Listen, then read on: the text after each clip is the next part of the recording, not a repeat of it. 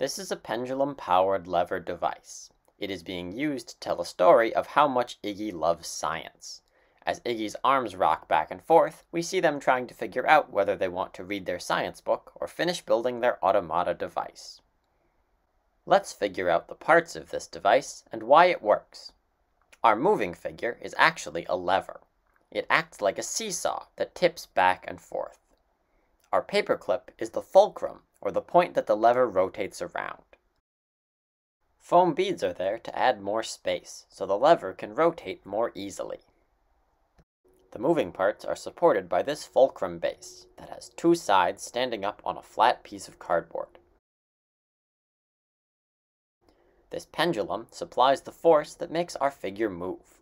When you swing the pendulum, it shifts the weight of the lever, causing it to rock back and forth.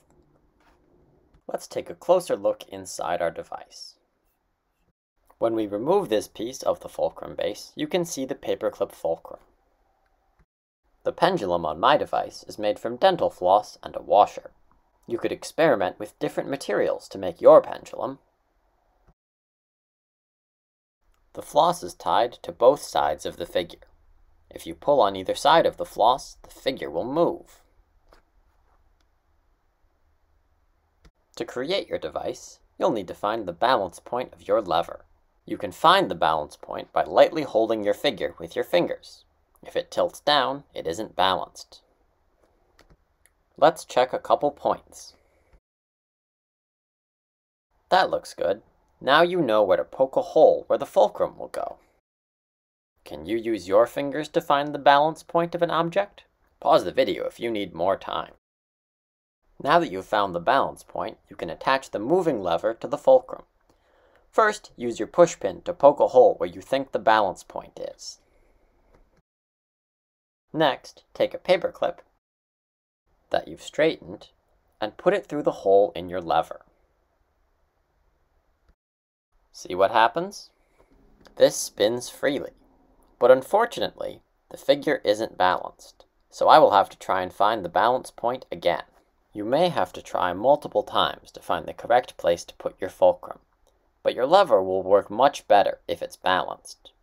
Every time you try to balance a figure, you'll have to experiment, because different shaped objects all have different balance points. Let's try this point. This looks much better, and importantly, it still spins. Story devices.